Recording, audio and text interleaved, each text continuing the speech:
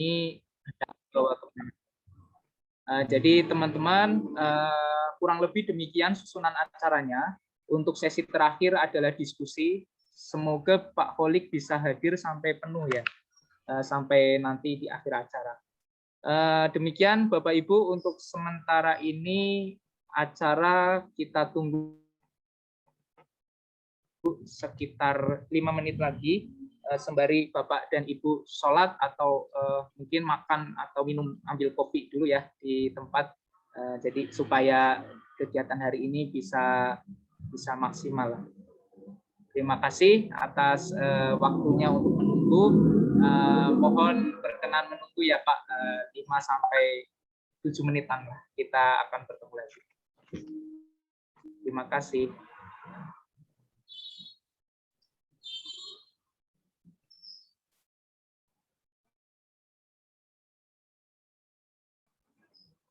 Udah sholat ya? Gantian lah ya nanti ya, saling backup ya. Iya, guys. Anaknya gimana ya? Nah, ini susun nama, mohon ditolak. Dan sudah dapat dan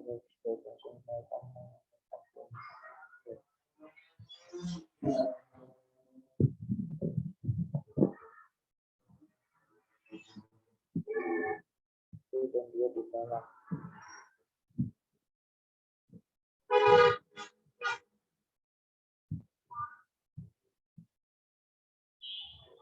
Kemudian yang mana? Yang ini. Aku nggak punya.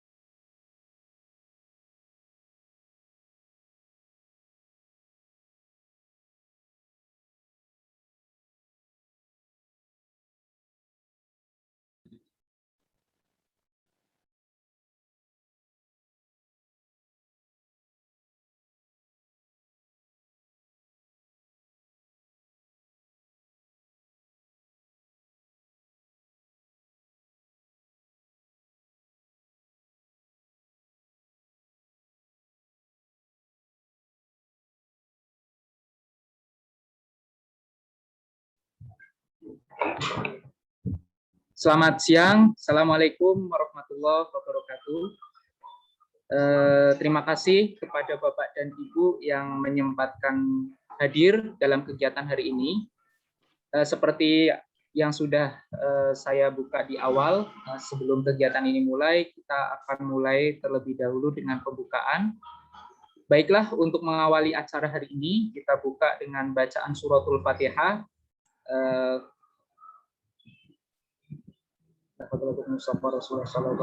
Al-Fatihah.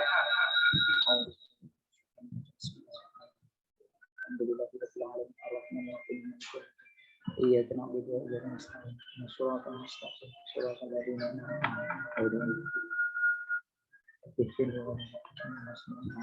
Amin amin ya rabbal alamin. Terima kasih atas bacaan Fatihahnya, semoga menjadi pahala dan ibadah buat kita. Langsung saja Bapak dan Ibu, pada kegiatan hari ini kita akan mengambil topik tema temu aspirasi dengan anggota DPD RI Bapak Dr. Abdul Kholik. Posisi beliau baru kelar kegiatan dengan Bapak Ganjar, sehingga meminta izin sekitar 5-7 menitan untuk beliau sholat terlebih dahulu. Sebelum kita memulai agenda hari ini, kita akan bersama-sama menyanyikan lagu nasional kita untuk memompa semangat, meningkatkan ya momentum kita untuk mengingat kemerdekaan yang sudah diperjuangkan oleh para pendahulu kita. Silakan Mas admin co-host untuk membantu.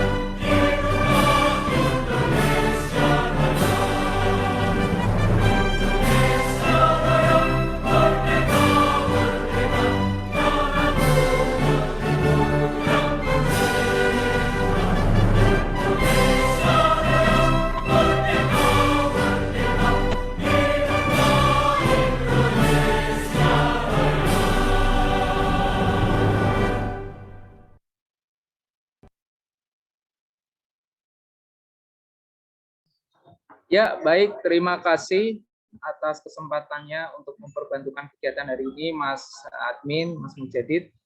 Selanjutnya, Bapak dan Ibu, pada kegiatan hari ini, selain dihadiri oleh anggota DPD RI Provinsi Jawa Tengah, Bapak Abdul Kholik, bersama kita juga telah hadir beberapa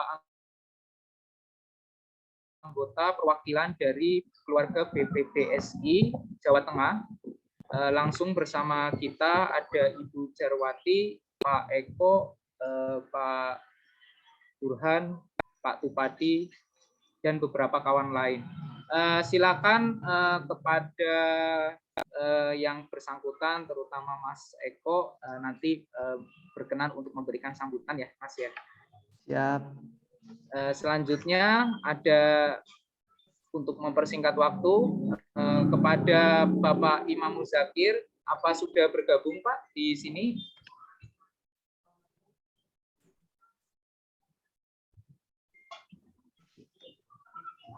Assalamualaikum Pak Imam.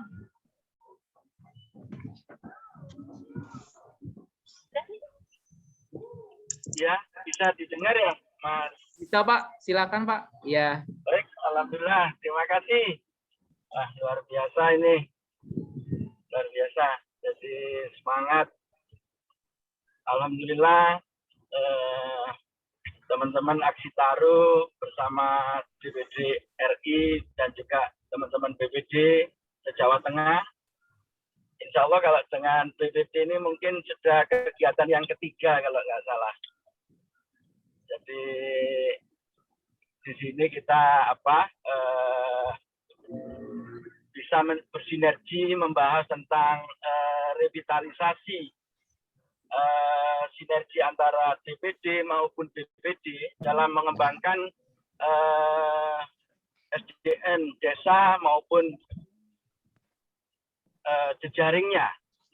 Jadi bagaimana teman-teman di desa yang sekarang di era otonomi ini, jadi juga ada otonomi desa, di mana DPD RI itu merupakan juga perwakilan dari daerah-daerah, terutama yang tidak berkaitan langsung dengan politik gitu, sehingga bisa aspirasinya bisa disambungkan melalui teman-teman ataupun anggota DPD RI. Salam kenal Pak Kholik.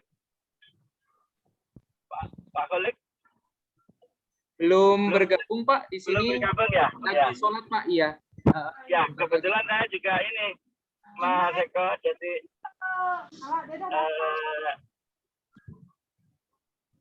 kenal dengan Pak Lanyala Mataliti, Ketua DPD RI ya sekarang ya. Nah, jadi ya saya rasa DPD RI memiliki potensi untuk bisa mewarnai kebijakan-kebijakan khususnya yang berkaitan langsung dengan masyarakat, terutama bagaimana lintas kawasan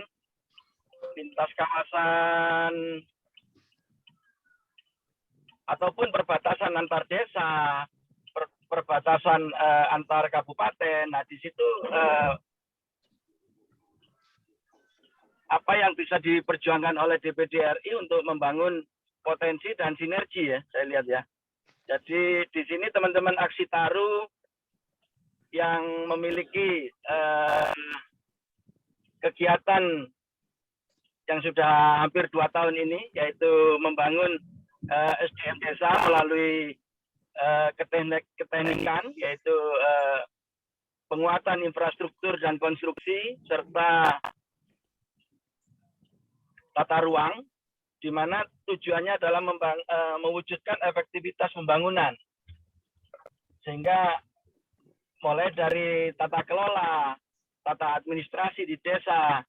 Nah, teman-teman Aksi Taruh siap bermitra dengan DPD RI dan juga teman-teman BPD dalam menguatkan jejaringnya. Sehingga dengan jejaring yang saya rasa BPD se-Jawa Tengah ini kalau membangun jejaring bersama DPD RI, nah itu akan sangat sangat luar biasa dampaknya bagi percepatan pembangunan khususnya di Jawa Tengah maupun di Indonesia. Demikian Mas Eko dan seluruh peserta. Mohon maaf, saya sambil perjalanan dari Jawa Timur menuju Jawa Barat sekarang. Monggo dilanjut tetap menyimak saya. Luar biasa. Terima kasih Pak sudah berkenan menyempatkan hadir. Hati-hati dalam perjalanan. Baik, selanjutnya setelah hadir bersama kita keluarga ya. dari rekan-rekan kita semua, Mas Eko, Ibu Wati, Pak Bupati, Pak Ibu Tri, dan kawan-kawan lain. Semoga suara saya terdengar ya. Untuk selanjutnya, Mas Eko atau Ibu Wati dipersilakan memberikan mungkin pemantik ya, atau semacam motivasi buat rekan-rekan di sini terkait kegiatan hari ini. Waktu dan tempat kami persilakan.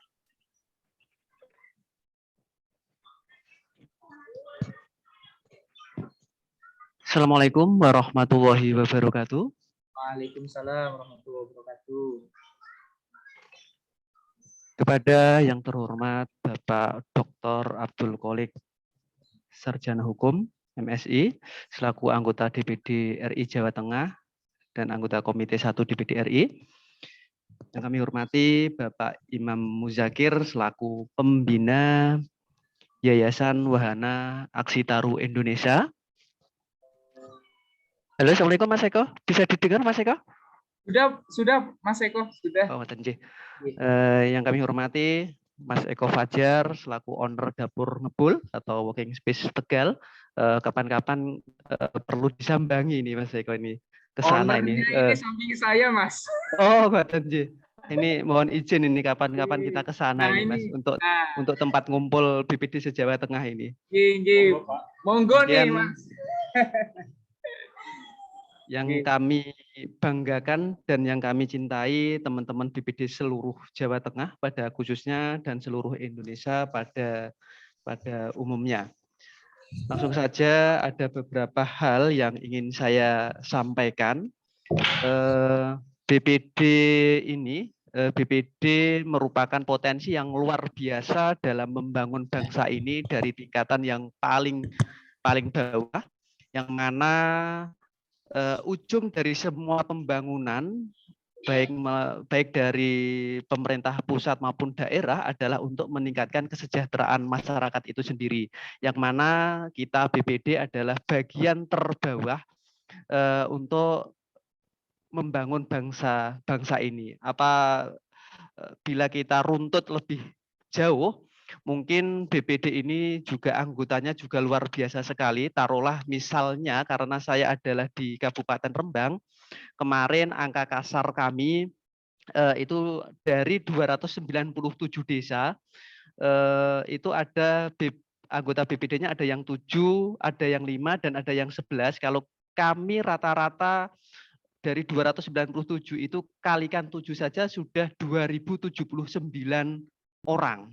Sudah 2079 anggota itu baru dari Kabupaten Rembang saja. Ketika kita lebih jauh lagi mungkin itu dikalikan 35 karena di kabupaten kota di Jawa Tengah ada 35, maka sekitar 72.000 sekian, 72.765 sekian itu angka kasarnya. Jadi ini adalah potensi yang luar biasa sekali. Kemudian terkait dengan poin penting dari PAPSI dalam mendukung revisi undang-undang ini, kemarin sikap kami PABBDSI Provinsi Jawa Tengah melalui pengurus pusatnya sudah kami sampaikan secara tertulisnya dan itu ditandatangani oleh 15 perwakilan dari teman-teman kabupaten se-Jawa Tengah. Kenapa hanya 15? Karena pada waktu itu yang melakukan intent untuk komunikasi dan sebagainya itu hanya 15 itu. Kemudian mungkin tidak menutup kemungkinan seiring waktu kita akan semuanya se-Jawa Tengah itu untuk bersatu. Kemudian terkait dengan poin pentingnya adalah mempertahankan klausul undang-undang dalam memperkuat BPD. Kemudian apabila revisi undang-undang itu tetap dengan konsep kemarin di perubahan kedua, maka PAPSI akan mengusulkan DPR desa. Kemudian merubah klausul pasal dalam undang-undang desa dan mengembalikan BPD menjadi badan perwakilan desa. Sebenarnya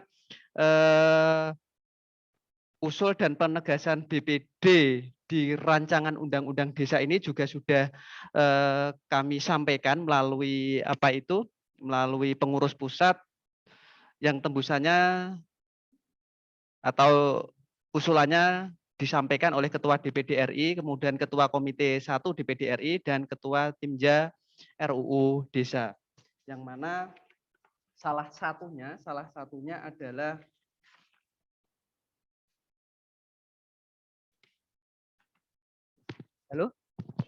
Halo? Ya, halo Mas, terdengar Mas? Terdengar ya? Terdengar. Jadi kilas pandang tentang draft perubahan Undang-Undang Nomor 6 Tahun 2014 tentang Desa, itu usul perubahan kedua DPD RI pasal 49 ayat 1 sampai dengan 3 itu mohon maaf kami tolak dan dikembalikan lagi sesuai dengan Undang-Undang Nomor 6 Tahun 2014 terkait dengan pimpinan perangkat desa adalah kepala desa itu sendiri, dan yang membantu kepala desa dalam melaksanakan tugas dan wewenangnya adalah perangkat desa. Jadi dalam draft itu ada beberapa hal, kemudian ada beberapa hal yang kami tolak, kemudian ada beberapa hal yang perlu dievaluasi lagi, karena kami bersama teman-teman PAB BDSI Jawa Tengah itu saya kira Undang-Undang Nomor 6 Tahun 2014 itu masih relevan terhadap terhadap perkembangan untuk saat ini. Jadi mungkin untuk sementara itu Mas Eko yang dapat kami sampaikan, karena beberapa hal terkait dengan sikap dan penegasan kami PAB BDSI ini juga sudah kami sampaikan di Ketua DPD, kemudian anggota Komite 1, kemudian juga sudah kami kirimkan ke teman-teman BPD pada waktu itu lewat grup WA, dan itu bisa diteruskan ke teman-teman BPD kabupaten kota yang ada di Jawa Tengah. Mungkin demikian dari saya untuk sementara itu, Mas Eko, kurang lebihnya saya mohon maaf. Akhirnya wawal muafiq ila aqwamit thoriq. Wassalamualaikum warahmatullahi wabarakatuh. Waalaikumsalam warahmatullahi wabarakatuh. Matur suwun Mas Eko sudah berkenan memberikan pernyataan dan sikap yang tegas ya tentunya. Kita berpandangan bahwa ini masih relevan ya Bapak dan Ibu ya. Jadi ini mosi yang harus kita pegang selama nanti paparan dengan beliau, Pak Kholik tentunya. Ini saya mendapat kabar dari beliau masih mencoba connect ke Zoom. Jadi untuk sementara saya persilahkan kepada Mas Mujadid ya, sembari menunggu beliau, mungkin pengenalan kira-kira tempatnya ini untuk kegiatan bisa nggak nih Mas Mujadid buat teman-teman BPD atau teman-teman desa berkegiatan di sini. Waktu dan tempat dipersilakan. Baik. Assalamualaikum warahmatullahi wabarakatuh. Pertama aku kenalin dulu, saya Ahmad Mujadid, mahasiswa ITB juga sama Mas Eko. Sekarang kesibukannya juga jadi pengelola di Dapur Ngebul. Nah, oke, mungkin aku lebih ke pengenalan aja ya Mas ya, gitu. Sebenarnya Dapur Ngebul pada awalnya sebuah rumah makan, restoran gitu. Namun keberjalanan saat ini kayaknya dibutuhin gitu. Ruang-ruang pertemuan gitu di Tegal memang sangat kurang gitu. Nah, dari situ sebenarnya bisa, karena kemarin sempat Aksi Tarum resmi udah pindah sekretariatnya di sini juga. Nanti bisa jadi Dapur Ngebul bisa jadi tempat buat pertemuan-pertemuan yang menarik gitu, yang kreatif, banyak. Jadi tempat perkumpulan untuk ya kita buat pertemuan gitu sebenarnya.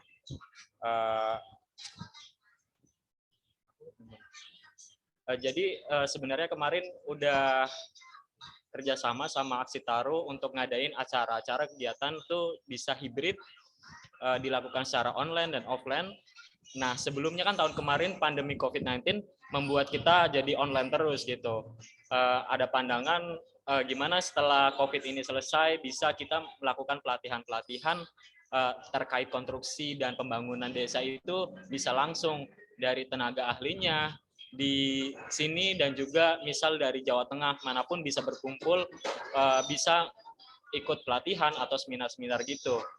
Nah, alhamdulillah dengan dibukanya dapur ngebul ini menjadi tempatnya Aksi Taruh juga untuk berkegiatan gitu, Pak. Kurang lebih seperti itu ya Mas Eko untuk saya terkait tempatnya gitu. Tempatnya ini sebenarnya sangat strategis dari Kota Tegal itu sekitar 15 sampai 20 menit. Dari Jalan Pantura itu cukup 15 menit dari arah Pantura Kota Tegal. Ya, mungkin itu aja Mas Bapak yang ya. Siap. Ya, mungkin itu aja. Terima kasih Bapak Ibu. Ya, terima kasih Mas Mujadid. Ya, terima kasih Mas Mujadid. Sesi sponsor kita tunda dulu ya. Kita nanti lanjut lagi. Terima kasih kepada Bapak dan Ibu yang sudah berkenan menunggu. Alhamdulillah bersama kegiatan hari ini telah hadir Bapak Dr. Abdul Kholik SH. Assalamualaikum Bapak Kholik, apa suara saya terdengar? Iya, waalaikumsalam warahmatullahi wabarakatuh. Alhamdulillah ketemu ya Pak ya. Sehat Pak? Ya, alhamdulillah ini maaf baru selesai acara di Undip ini. Iya Pak, kita dapat kabar Bapak habis ketemu sama Pak Ganjar, ini kegiatan ya Pak ya? Iya, iya, iya. Terima kasih Pak sudah berkenan menyempatkan hadir. Kita live Pak di Dapur Ngebul, kita coba menerapkan prokes dan berkegiatan hibrid bersama rekan-rekan BPD di sini. Silakan Bapak apabila ingin memulai paparan atau mungkin diskusi pada hari ini, waktu dan tempat dipersilakan. Ya, baik. Terima kasih. Assalamualaikum warahmatullahi wabarakatuh. Salam sejahtera untuk kita sekalian dan salam sehat juga untuk kita semua. Yang kami hormati para pengurus dari perhimpunan BPD ini, kemudian juga ada Bapak Ibu dari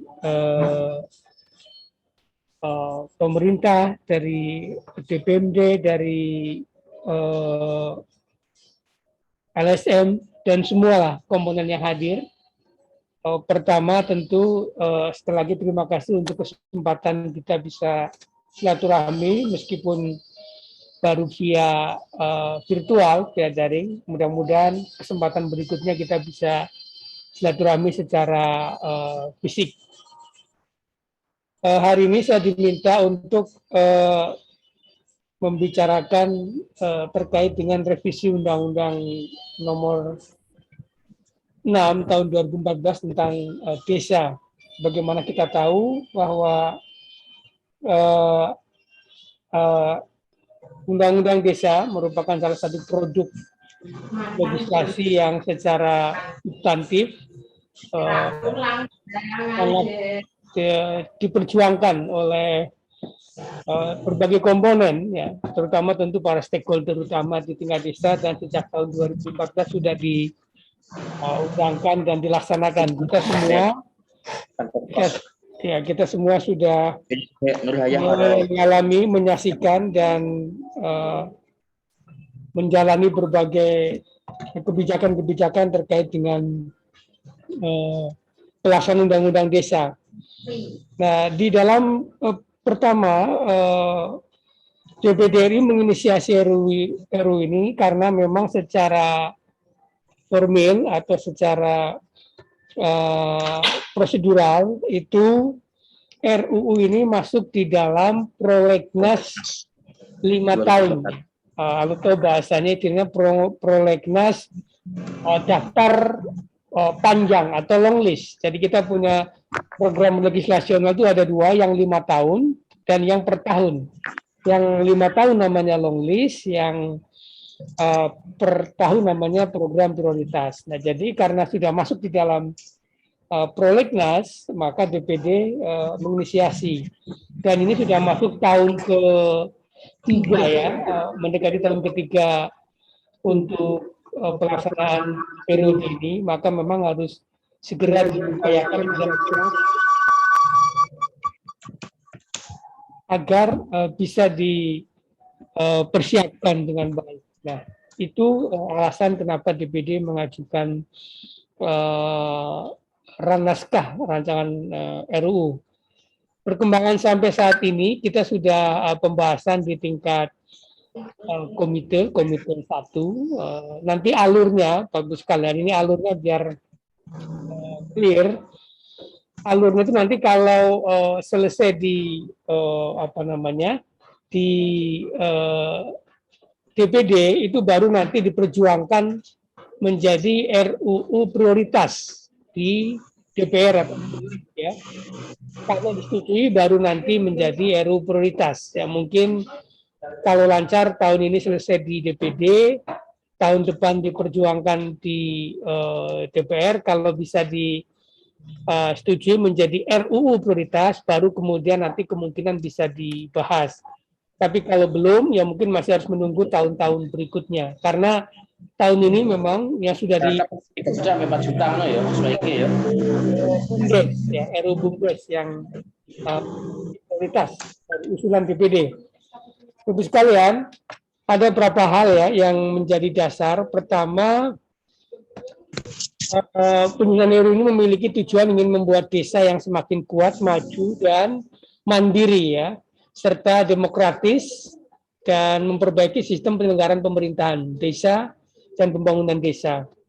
Yang berikutnya, mewujudkan pemerintahan desa yang efektif untuk kepentingan masyarakat sesuai dengan adat, tradisi, dan budaya. Yang C, membangun desa yang menempatkan masyarakat sebagai subjek pembangunan. Nah, kita tahu memang hari-hari ini masih berjalan pelaksanaan undang-undang desa. Nah, kita melihat perlu ada penguatan di 3 hal tadi. Yang pertama, nanti kita akan mendorong penguatan kewenangan desa yang berkait dengan hak asal-usul tradisional, mulai dari berkaitan dengan aspek pemerintahan, kemudian aspek pengelolaan sumber daya, dan juga aspek berkaitan dengan sosial budaya desa. Nah, kita ingin ada penguatan di sisi itu. Yang berikutnya juga kita ingin memperkuat kelembagaan desa mulai dari BPD, kemudian juga aparatur desa, dan juga berkaitan juga aspek-aspek berkaitan dengan desa. Di dana desa, kita ingin mendorong agar selain dana desa yang ada saat ini itu program-program yang diarahkan ke desa dari kementerian, dari instansi-instansi itu juga sebaiknya pengelolaannya disinergikan dengan dana desa atau bisa menjadi menambah alokasi dana desa dari pos itu. Kemudian juga kita ingin mempertegas dari pemerintah provinsi maupun kabupaten kota dalam hal memberikan dukungan terhadap penguatan atau dana desa. Jadi dari 3 yang kita ingin dorong, 1 dari kementerian atau instansi pusat yang melakukan program di desa, kemudian dari pemerintah provinsi, dan juga dari kabupaten kota. Yang berikutnya kita juga memang ingin mendorong adanya efektivitas pengelolaan dana desa melalui sistem pengelolaan desa yang lebih sederhana dan tapi tetap dengan semangat akuntabilitas dan transparansi. Jadi ada penyederhanaan model pengadministrasian dan pertanggungjawaban, tapi tetap dalam semangat pengelolaan. Nah, dalam rangka itu maka kita juga ingin mencegah terjadinya kriminalisasi di tingkat desa. Nah, kita tahu banyak hal berkait dengan pengelolaan dana desa yang terutama masuk di rezim administrasi, sebaiknya jangan langsung dibawa ke rezim pidana. Kenapa? Karena itu bagian dari ada fungsi-fungsi pembinaan. Kalau di instansi ada namanya akib atau pengawas internal sebagai bagian dari penyelesaian problem administrasi. Namun tentu kalau ada yang kalau betul-betul pidana baru boleh ditarik ke pidana. Tapi kalau administrasi ya penyelesaiannya administrasi gitu loh. Yang berikutnya berkaitan dengan peraturan desa. Memang kita ingin agar desa memiliki otonomi di dalam pembuatan peraturan desa termasuk bentuknya. Selama ini kita kan sudah mulai didorong ke arah sistem tata penormaan yang sejalan dengan undang-undang pembentukan peraturan perundang-undangan. Nah, memang di situ agak komplikasi atau agak rumit karena ada standar-standar penormaan yang jangankan pada level desa ya, pada level Pemkab ataupun pemerintah bahkan di pusat pun problem penormaan tadi masih menjadikan masalah. Karena itu ada di berbagai praktek desa seperti di Bali ada Wikawik, Paugeran di Jogja itu model-model pengaturan desa yang lebih sederhana tapi berjalan efektif. Yaitu kita dorong itu. Kemudian berkaitan dengan kaitannya Binwas atau pembinaan desa berbagai hal, mulai dari pembangunan, kemudian pemerintahan, dan juga soal keuangan, itu kita ingin ada lebih kepastian. Selama ini kan ada Kemendagri, ada Kemenkyu, ada Kemendes. Nah, kita harapkan di RU nanti memperjelas tupoksi masing-masing kementerian, atau kalau memang memungkinkan sebenarnya lebih disederhanakan supaya tidak terlalu banyak instansi yang menyulitkan dalam konteks Binwas, atau misalnya menurut Kemenkyu begini, menurut Kemendes lain, dan seterusnya. Kemudian juga ada penguatan berkaitan dengan sistem pengembangan digitali desa. Jadi ini tentu sifatnya lebih kepada afirmasi untuk daerah-daerah yang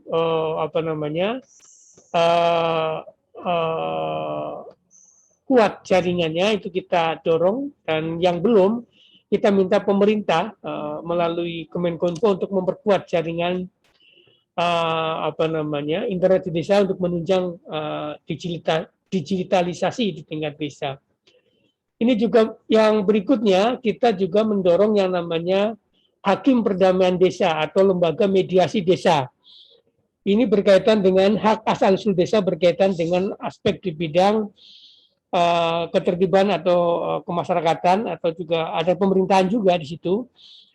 Bahwa hari-hari ini kita lihat banyak sekali kasus-kasus hukum yang kemudian terjadi, sebenarnya bisa dimasukkan ke dalam kategori restoratif justice, di mana pendekatan ini juga sudah mulai berlaku baik di kepolisian, kejaksaan. Kalau perkara-perkara yang kategorinya ringan, kemudian dengan nominal denda atau di bawah nilai-nilai yang kisarannya sampai kemarin kalau di Kejaksaan 500 juta, itu bisa diselesaikan di tingkat desa. Caranya adalah dengan membuat lembaga mediasi atau hakim perdamaian desa yang tugasnya tadi menyelesaikan, mendamaikan kalau ada perkara, termasuk perkara perdata maupun pidana. Dalam hal bisa diselesaikan, para pihak berdamai, atau misalnya ada juga disepakati denda dan sebagainya, itu kemudian dibuat akte perdamaian dan selanjutnya bisa menjadi dasar untuk proses hukumnya, tidak perlu tidak perlu dilanjutkan ke ranah hukum. Kenapa, Bapak sekalian? Hari-hari ini kita misalnya melihat dan tahu semua bahwa lapas di Indonesia itu overload semua. Kemarin kita berduka dengan kejadian di Tangerang, lapas sampai terbakar dan hampir 45 orang meninggal, belum yang luka dan sebagainya. Itu karena terlalu banyak yang perkara yang semuanya ingin dibawa ke pidana, ditahan, padahal negara sendiri sebenarnya tidak mampu untuk mengatasi itu. Nah, dengan model hakim perdamaian desa ini, maka masyarakat diutamakan jalan bagaimana tidak harus dibawa ke proses hukum, tapi bisa dicari solusi di tingkat desa. Dan di berbagai daerah sangat efektif, di NTB berjalan dengan baik, di banyak tempat juga berjalan dengan baik. Nah, ini beberapa hal yang menjadi pokok-pokok pikiran di dalam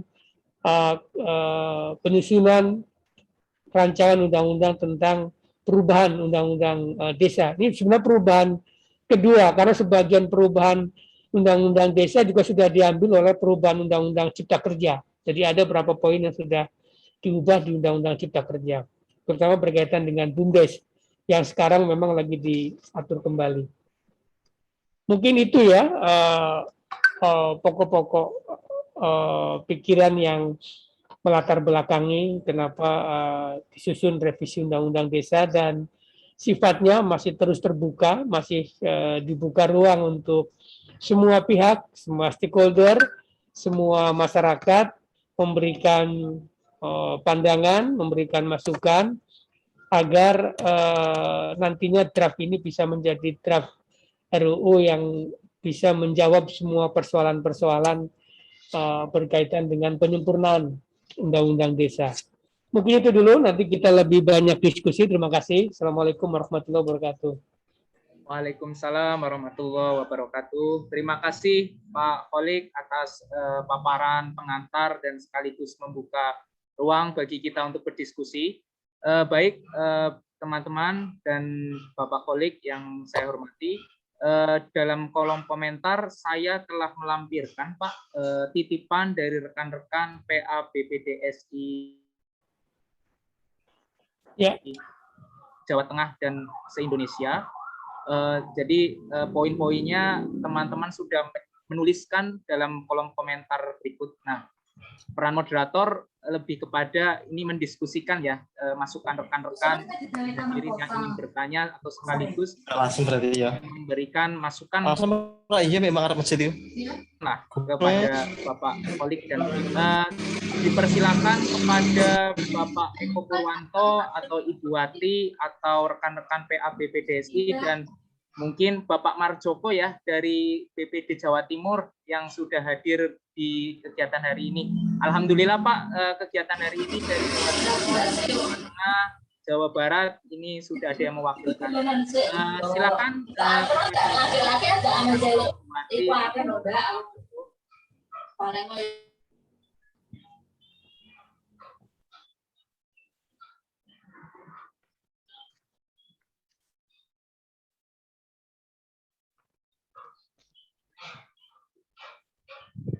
Halo, Pak Eko atau Bapak Marjoko atau Ibu Pati, silakan. Bujarwati, monggo Oh, iya. Bujarwati. Sudah nyambung Mas Eko? Iya.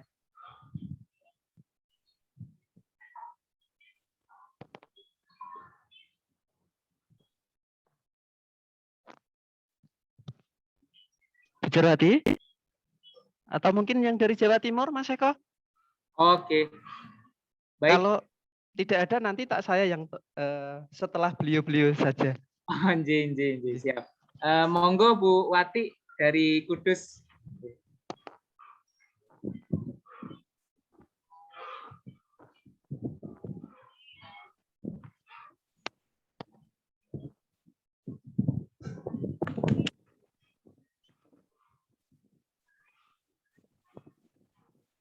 Halo, Bu Wati, apa suara terdengar?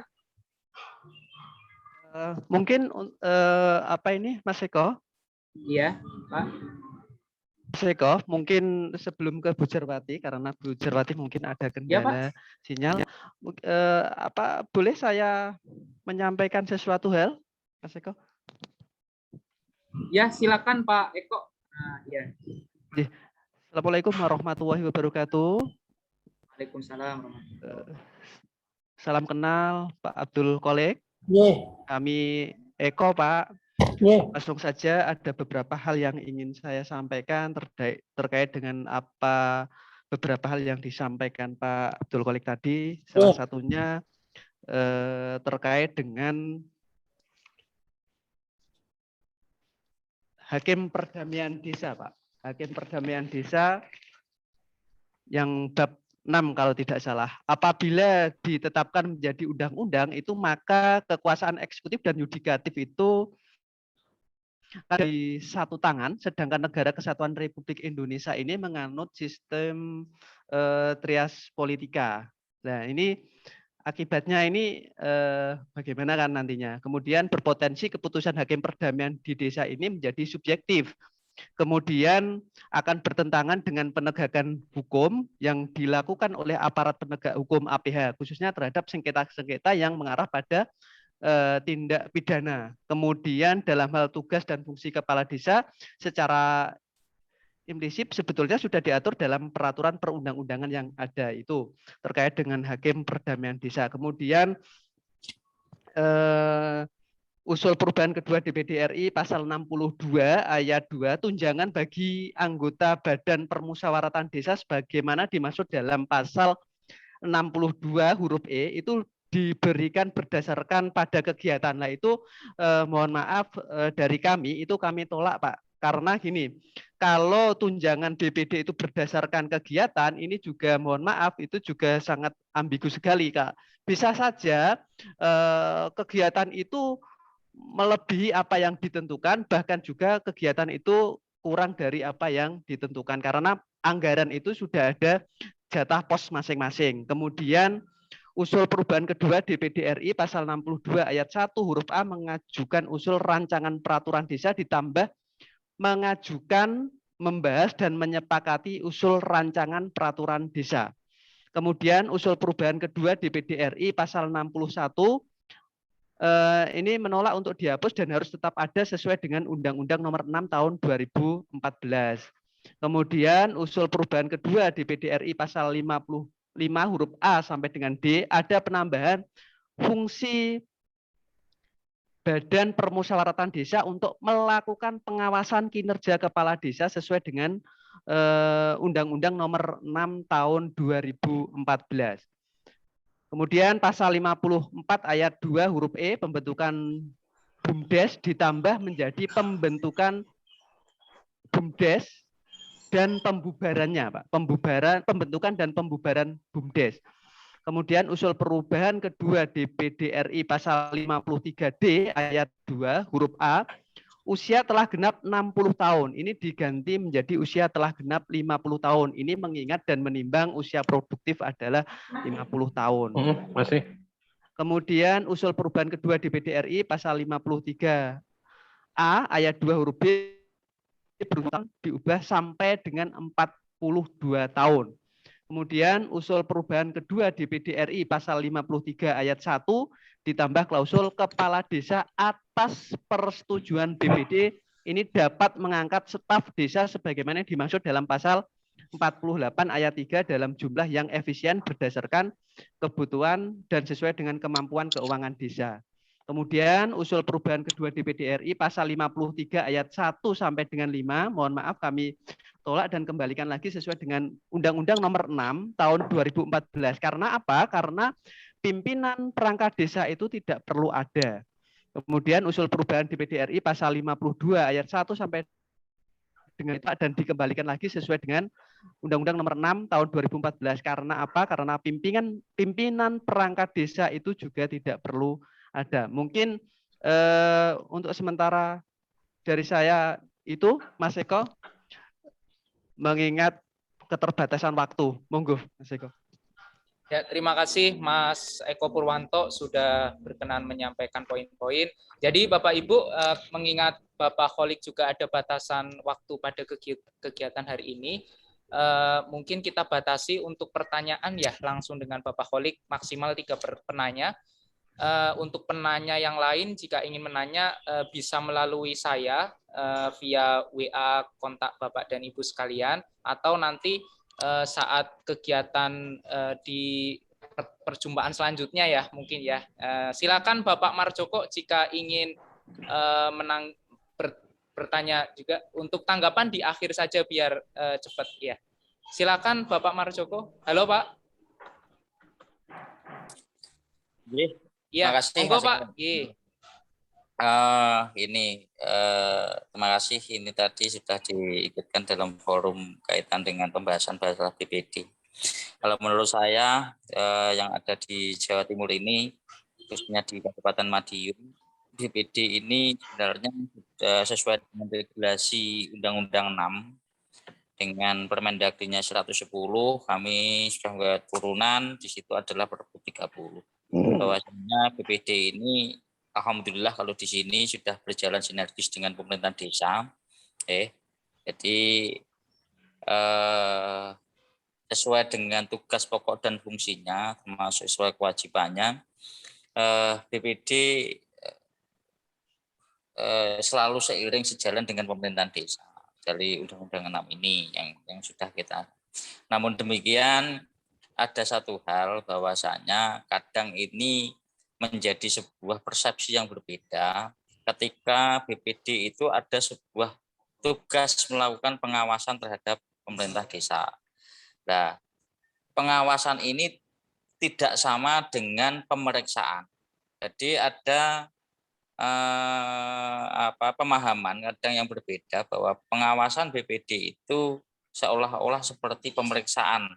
Ya ini kan berbeda. Makanya ini perlu ditegaskan bahwa pengawasan yang dilakukan BPD ini adalah pengawasan terhadap kepala desa dan kinerjanya kepala desa.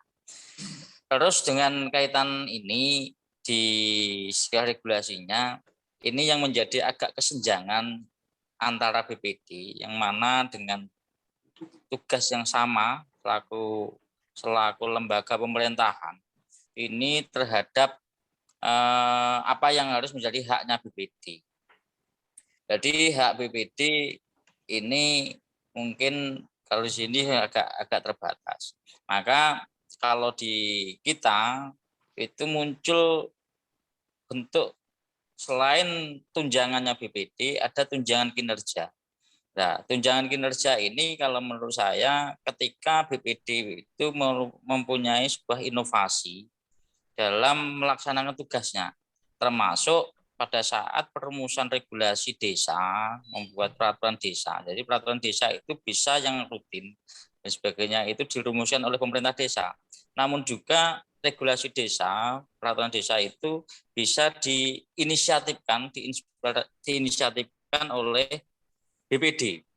Sehingga ketika seperti itu BPD bisa lah istilahnya mendapatkan tunjangan kinerja. Intinya bahwa ketika ada kesenjangan pendapatan antara pemerintah desa atau aparatur desa dengan lembaga desa, ini takut saya ini akan ada sebuah manuver yang akhirnya terlalu ribet di desa lah. Agar perjalanan desa itu selalu harmonis, maka pendapatan ini juga minimal ini diatur sedemikian rupa dari tingkat atas sehingga perjalanan antara aparatur desa khususnya dipimpin oleh kepala desa dan perangkat desa yang lainnya termasuk dengan dan lembaganya desa yaitu BPD ini sudah diatur sedemikian rupa agar perjalanan pemerintah desa itu berjalan dengan kondusif. Mungkin itu saja kalau menurut saya yang perlu dan disikapi. Atau mungkin yang lain atau dari daerah lain monggo mungkin kita bisa sharing-sharing di dalam forum ini, apalagi ini ada dari DPR RI, mungkin dari perumusan nanti ke depan intinya desa nanti akan lebih baik. Dan perlu kami sampaikan untuk di Madiun sini BPD juga sudah ikut serta. Ikut mulai awal dalam anggaran-anggaran desa itu BPD sudah mulai perencanaan. Jadi BPD itu tidak hanya pada saat tugas pokoknya fungsinya itu pengawasan, tidak hanya pada saat pelaksanaan pemerintah desa dengan APBDes-nya, namun sejak perencanaan BPD di sini sudah ikut dalam merencanakan peraturan desa khususnya di APBDes. Jadi mulai Musdus, Musdes, RKP sampai APBDes, BPD itu ikut serta dalam di dalamnya. Jadi saya kira perjalanan alhamdulillah sini juga cukup harmonis, dan ini nanti mungkin ada masukan-masukan lain, ini juga menjadi khasanah dari kami untuk bisa menjadi masukan dari kami juga. Mungkin itu dari kami, Mas Eko. Makasih, ada kurang lebihnya, mohon maaf. Assalamualaikum warahmatullahi wabarakatuh. Terima kasih Pak Marjoko, Pak Demang sudah menyempatkan hadir dan bertanya. Baik, untuk sementara langsung saja ya Pak ya, karena pertanyaan dan titipannya juga lumayan banyak. Silakan Bapak Kholik disampaikan Pak tanggapannya. Tambahan satu lagi aja, biar sekalian. Oh, Ji. Bapak Mas Ketua Fajar. Ji Pak, apa Bapak dan Ibu sudah ada yang ingin bertanya kembali? Satu penanya lagi. Ada Bu Jarwati apa ya? Oh, nggih, Bu Wati, monggo Bu, nggih. Assalamualaikum warahmatullahi wabarakatuh. Waalaikumsalam warahmatullahi wabarakatuh. Yang terhormat Bapak Abdul Kholik, anggota DPD RI wilayah Jawa Tengah, dan yang saya hormati pula teman-teman BPD se-Jawa Tengah. Untuk revisi undang-undang ini sejatinya sudah kita diskusikan di BPD Jawa Tengah, dan hasilnya sudah kita sharekan dan sudah kita kirimkan ke Komisi 1 dan ke Ketua DPD RI di pusat. Seperti tadi yang sudah dibilangkan sama Mas Eko. Di sini kami cuma ingin menyampaikan sebuah permohonan pada Bapak Abdul Kholik untuk mengawal semua apa yang sudah menjadi aspirasi kami di BPD, karena di Undang-Undang Nomor 6 saja yang ini masih relevan untuk kita lakukan, dan itu juga belum maksimal untuk dilaksanakan di desa-desa masing-masing. Karena itu, direvisi undang-undang yang mungkin sangat-sangat masih memandang anak tiri kepada BPD, itu mungkin akan sangat memberatkan bagi kami untuk melakukan sebuah kinerja BPD di desa masing-masing. Seperti contohnya di kabupaten kami, Kudus, ketika nanti revisi undang-undang itu akan atau dirumuskan seperti itu sangat merugikan di kinerja BPD kami di Kabupaten Kudus yang sudah sangat kompak dan bersinergi dengan pemerintah desa. Seperti tadi di pasal-pasal yang Mas Eko jelaskan, seperti tunjangan di setiap perkegiatan, seperti hakim desa, seperti itu semua kelihatannya untuk dilakukan bisa adalah sangat berat. Apalagi di sini kami semua BPD khususnya di Jawa Tengah dan umumnya di Indonesia memang sangat menolak dengan tegas revisi undang-undang itu. Dan saya mohon untuk Bapak Abdul Kholik sebagai anggota DPD wilayah Jawa Tengah untuk mengawal apa yang menjadi aspirasi BPD kami. Aspirasi BPD wilayah Jawa Tengah. Itu mungkin dari teman-teman yang mungkin kami tegaskan di sini untuk wilayah Jawa Tengah, menolak dengan tegas revisi Undang-Undang Nomor 6 Tahun 2014. Mungkin itu dulu, karena dari Pak Abdul Kholik juga kami membutuhkan tanggapan dan pencerahan yang sedikit bisa melegahkan hati kami, BPD di seluruh desa, di seluruh Jawa Tengah. Mungkin itu dulu. Assalamualaikum warahmatullahi wabarakatuh. Terima kasih. Waalaikumsalam warahmatullahi wabarakatuh. Ya, terima kasih Ibu Wati. Ini Sri Kandinya BPD Jateng, Pak Kholik. Jadi beliau ini salah satu penggerak BPD SI di Jateng, dan kawan-kawan juga ya sering banyak berdiskusi dengan beliau. Mangga Pak Kholik, waktu dan tempat untuk menanggapi dipersilakan. Baik, terima kasih nih untuk tanggapannya, pertama dari Pak Eko, kemudian Pak Joko dan Bu Jarwati. Secara umum, posisi kita sebenarnya nggak beda jauh, bahwa saya dalam posisi yang juga mendorong penguatan peran BPD atau memaksimalkan fungsi dan peran BPD. Saya juga mendorong teman-teman BPD di berbagai daerah, termasuk di Cilacap, untuk kemarin bersama-sama menginisiasi kelembagaan supaya juga bisa bareng-bareng dengan BPD-BPD lain tadi menyikapi, kemudian juga memperjuangkan hal-hal yang berkait dengan penguatan dan optimalisasi peran BPD. Yang pertama berkait dengan Pak Eko tadi, mulai dari soal anggaran, soal hak dan kewajiban, serta usulan-usulan yang tadi mulai dari terkait dengan usia, kemudian juga kameranya ini sebelah mana sih? Sini ya. Oh. Ya. Jadi poin-poin itu nanti akan saya pelajari kembali, mana yang sudah dalam RUU, mana yang belum, dan kalau ada hal-hal yang belum sejalan nanti saya akan konfirmasi kembali. Yang berikutnya berkait dengan hakim perdamaian desa.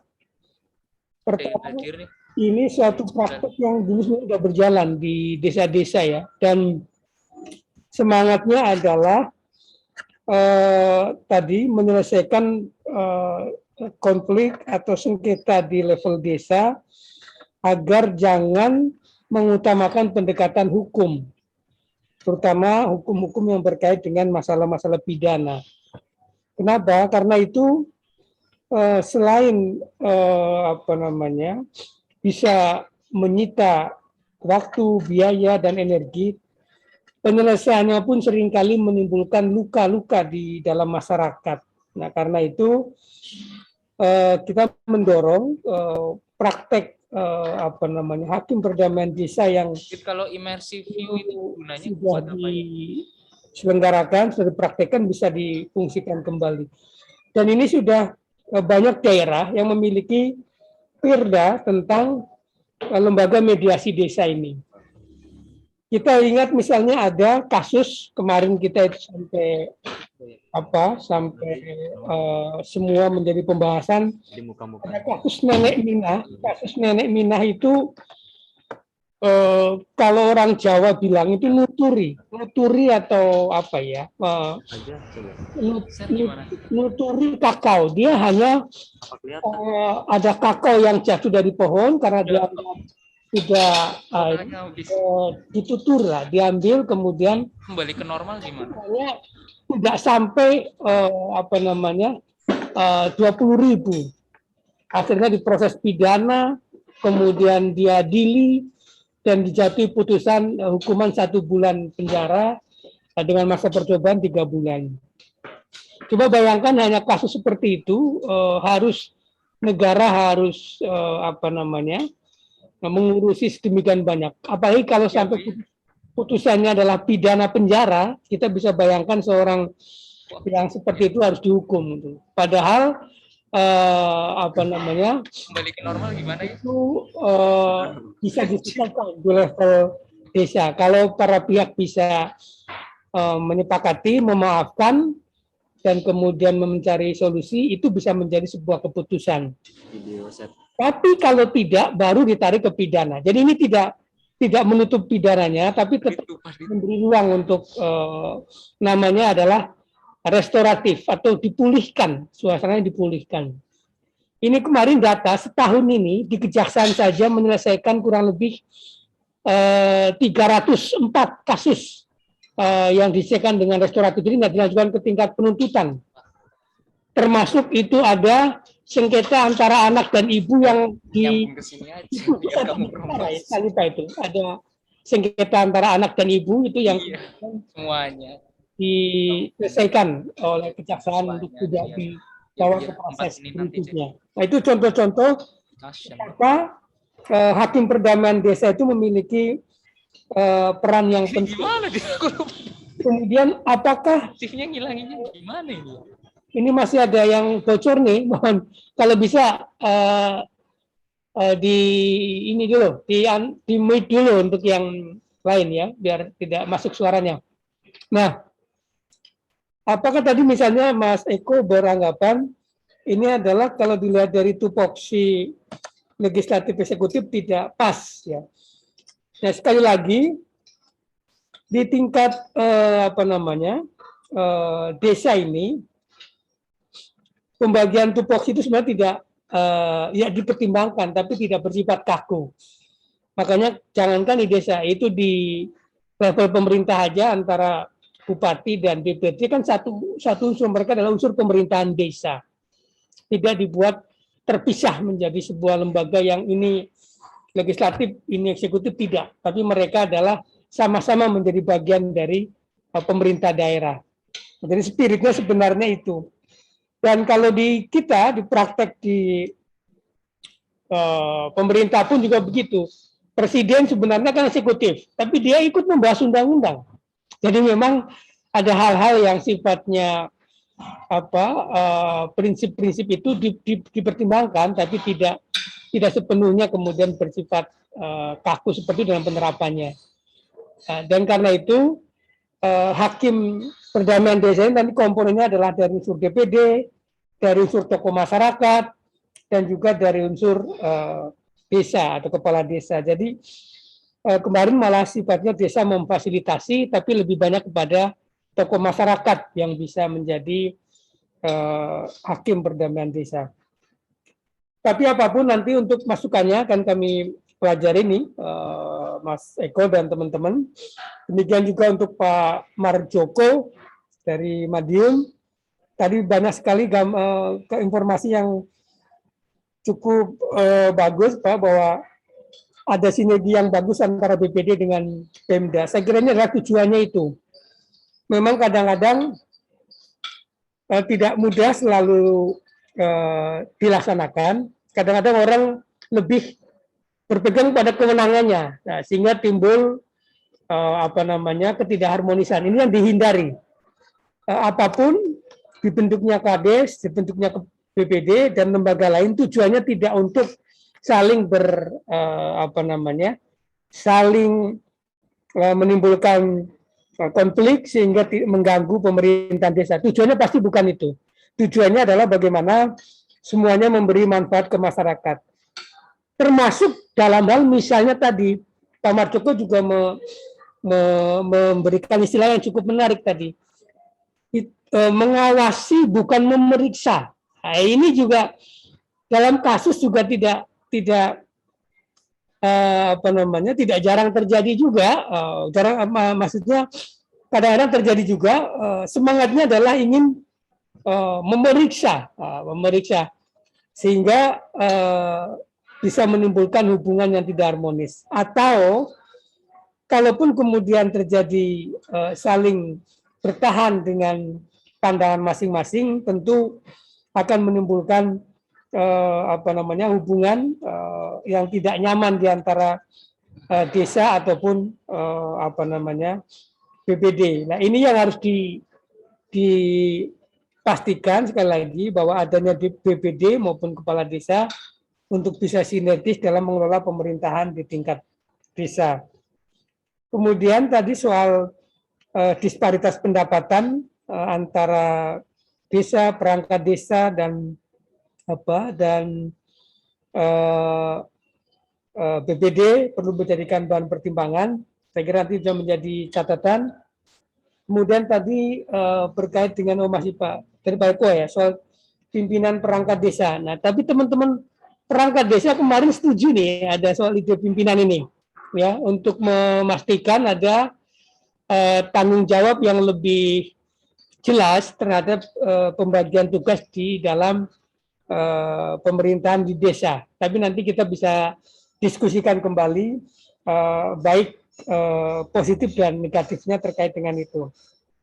Kemudian dari Ibu Jarwati di Kudus, salam sehat Ibu. Kudus sudah ini ya, udah kondusif ya. Kemarin kan Kudus jadi bintang ini. Alhamdulillah ya sudah kondusif ya. Soal aspirasi DPD saya akan kawal, tapi poinnya mungkin tidak menolak keseluruhan Ibu. Intinya hal-hal yang dianggap merugikan kita akan tidak akan kita masukkan ke dalam revisi. Namun hal-hal yang secara aspiratif maupun secara kajian itu memang memperbaiki undang-undang desa, tentu akan kita jadikan bahannya. Namun sekali lagi kalau itu berkaitan dengan hal-hal yang merugikan, termasuk tadi teman-teman BPD, tentu kita akan tidak akan kita masukkan di dalam revisi. Mungkin itu ya secara umum tanggapan dari saya. Apapun saya terbuka dan saya berterima kasih nih untuk banyak masukannya. Nanti yang pointers itu saya akan minta secara khusus, karena kemarin dari teman-teman perangkat desa juga sudah menyampaikan pointers tertulisnya, jadi bisa itu. Dan seingat saya kemarin memberi catatan kepada Komite 1 untuk mengundang Ketua Umum PABDESI ya. Nanti kayaknya dijadwalkan sih, selain PABDESI dan teman-teman lain, PPDI dan lain juga akan diundang kembali oleh Komite 1. Saya lupa jadwalnya, tapi seingat saya kemarin sudah sempat dijadwalkan untuk di RDP kembali terkait dengan revisi. Saya sudah memberi catatan khusus agar PABDESI ini, BPD ini juga diundang. Demikian. Terima kasih. Aku ngomong karo Kusna. Ya, baik. Bapak Kholik sudah menyempatkan untuk memberikan jawaban, Pak. Kiranya pertanyaan dan semua tanggapan dari rekan-rekan sudah terjawab ya. Apakah dari Bapak Eko Purwanto atau Ibu Wati atau Bapak Marjoko sudah cukup atau ada poin statement lain mungkin? Silakan.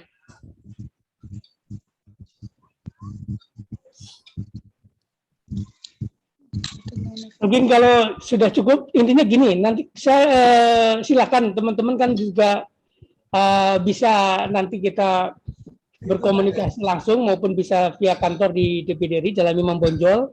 Kita akan terus berkomunikasi berkaitan dengan proses revisi ini, perkembangannya. Teman-teman juga bisa minta progres, nanti kalau ada perubahan kita sampaikan. Oke. Begitu ya? Siap, Mas Eko, Bapak. Mas Eko, jadi gini ya. Mas Eko, saya juga sependapat dengan apa yang disampaikan Pak Abdul Kholik tadi. Intinya sesuatu hal yang itu masih relevan dan apa itu kita pertahankan. Kemudian terkait dengan apa BPD itu juga untuk penguatan kelembagaan dan sebagainya itu juga masih relevan di dalam Undang-Undang Nomor 6 itu. Kemudian bila mana nanti anggota Komite 1 DPD RI dalam ini membuat draft itu juga saya sependapat dengan tadi harus mengundang paling tidak ketua kami Pak Ferry selaku ketua pengurus pusat PABPDSI dimintai pendapat untuk sekedar sharing, masukan dan sebagainya. Karena beliau juga itu menyerap aspirasi dari bawah, aspirasi yang ada dari bawah, dari kabupaten, kemudian dari provinsi itu tertampung di beliau semua.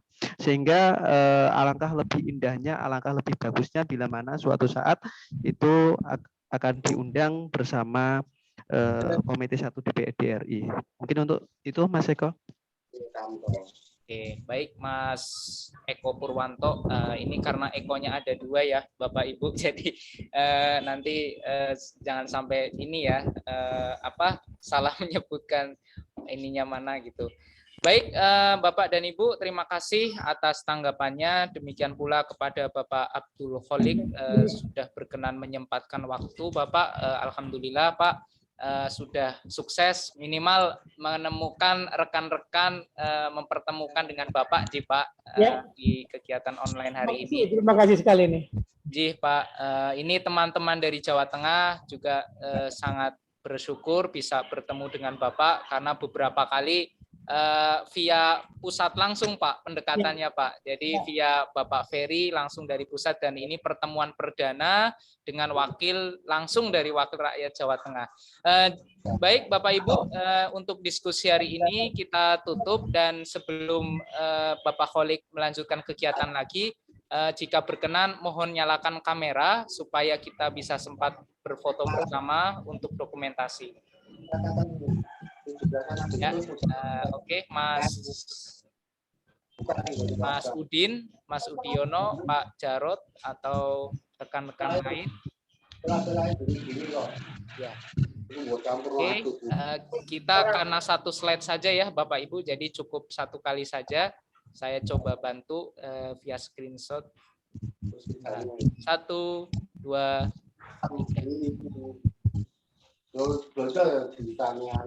Oke, satu lagi. Sebentar. 1, 2, 3. Oke. Baik, Bapak dan Ibu, terima kasih atas kesempatan bertemu hari ini. Sekali lagi kepada Bapak Dr. Abdul Kholik, terima kasih Pak sudah menyempatkan. Salam sehat selalu, matur suwun semua ya. Ji Pak, ji matur suwun, sami-sami Pak. Ji, alhamdulillah.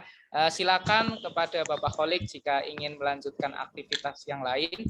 Baik, Bapak dan Ibu, demikian kegiatan pengantar hari ini ya. Jadi ini sifatnya pengantar dan ini kita karena baru pertama kali bertemu dengan Bapak Kholik langsung. Kami harapkan Bapak dan Ibu bisa menyempatkan di waktu lain ya, supaya kita bisa sering-sering mengagendakan dengan Bapak Kholik. Demikian dari saya selaku moderator kegiatan hari ini. Apakah ada yang ingin menanggapi mungkin dari keberlangsungan kegiatan hari ini? Karena menurut kami kegiatan hari ini sangat terbatas ya dan sangat persiapannya mendadak. Syukur kalau rekan-rekan bisa hadir nih di tempat yang cukup besar ini, rame gitu ya. Jadi kita punya sekretariat dan punya kebersamaan lah untuk BPD Jawa Tengah. Jadi tidak hanya sekedar oh iya, terima kasih Pak Ali Mukson selaku tenaga ahli dari Bapak Dr. Abdul Kholik sudah hadir Pak. Insya Allah nanti kita kirimkan ya. Boleh Pak, nanti kita kirimkan poin-poinnya dan rekan-rekan yang lain juga bisa mengikuti via kegiatan di selanjutnya ya. Oke, apakah ada yang ingin menyatakan atau memberikan kesan dan pesan Bapak dan Ibu? Ibu Wati mungkin, maaf ya Bu ya, persiapannya mendadak Bu. Mas Eko, Mas Eko. Oh, Nji, Mas Eko Purwanto, Nji, monggo. Mas Eko. Nji. Halo, Imam. Oh, Nji, Pak Imam, monggo Pak, Nji. Ya, jadi perlu diagendakan lagi Mas Eko untuk bedah regulasi tadi yang sempat banyak pertanyaan dari teman-teman BPD ya terkait eksistensi BPD di daerah masing-masing gitu. Nah, mungkin juga dengan dukungan dari bapak-bapak yang di DPD nanti, gitu Mas Eko, diagendakan kembali nanti. Baik Pak, Insya Allah. Kalau untuk kegiatan ya Pak, teman-teman PA BPDSI biasanya sering menginisiasi pertemuan rutin nih. Nah, sama Ibu Wati biasanya tiap hari Jumat ya Bu ya. Ya, masalahnya apa ini September banyak kegiatan, banyak kerja untuk BPD, jadi tidak ada waktu ini September. Oke. Jin. Poinnya bagus Pak Imam. Jadi bedah regulasi satu persatu ya dari poin-poin yang tadi sempat disinggung oleh rekan-rekan yang lain, Pak Eko, Ibu Wati, dan Pak Marjoko. Kira-kira ada yang berkenan nggak jadi narasumber dari teman-teman gitu supaya nanti versinya ada interaksi gitu dari tim kita, dari BPD, terus dari Pak Kolik atau tenaga ahlinya mungkin.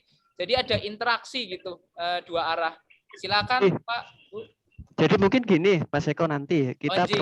perlu agendakan yang lebih besar, kita bedah masing-masing undang-undang itu kan pastinya kemarin draft revisi mana yang mau direvisi itu kan pastinya ada.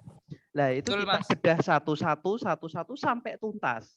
Dan itu nanti kita terbuka untuk semua teman-teman BPD yang ada di Jawa Tengah, sehingga mungkin antara BPD 1 dengan yang lainnya itu bisa saling saling meng-cross-check, memberi masukan dan sebagainya. Intinya seperti itu, Mas. Kemudian durasi waktu itu juga penting.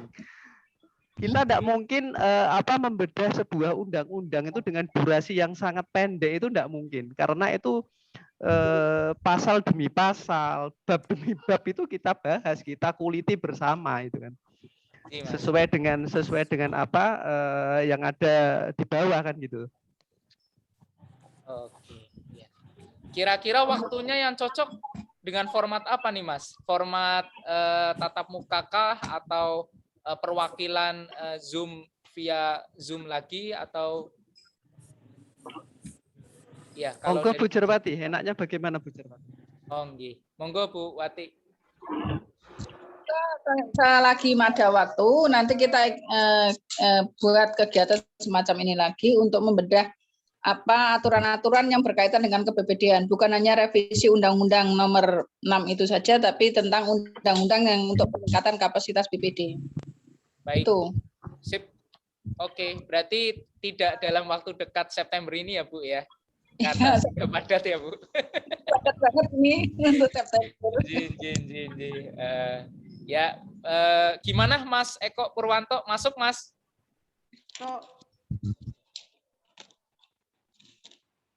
Halo Mas Eko Purwanto, masih bergabung? Cocok. Oke, masuk nggih Mas Eko nggih. Oke, baik Bapak dan Ibu sekalian, kegiatan hari ini dicukupkan terlebih dahulu. Terima kasih atas partisipasinya di ruang temu aspirasi yang pertama. Kami selalu terbuka Bapak Ibu untuk berkegiatan bersama, termasuk menjelaskan ulang ya Bapak Ibu posisi saya itu di mana. Jadi kemarin jika ingin bertanya, ini Mas Eko ini dari Brebes gabung di grup PABPDSI sebagai apa? Nah, jadi izinkan Bu, Pak, jadi saya dan kawan-kawan Aksi Taruh tahun kemarin memperbantukan BPD Kabupaten Brebes untuk bergabunglah dalam suatu forum. Tapi forum itu saya kurang tahu legalitas dan ininya ya, persoalan duduk birokrasinya. Dari kami hanya mewadahi kegiatan tatap muka dan diskusi bareng 2 kali bersama Paguyuban BPD Brebes. Alhamdulillah sekarang nampaknya sudah terbentuk kepengurusannya. Nah, ini kita juga bersyukur karena di sisi lain ada PABPDSI juga yang lebih giat daripada forum yang sebelumnya.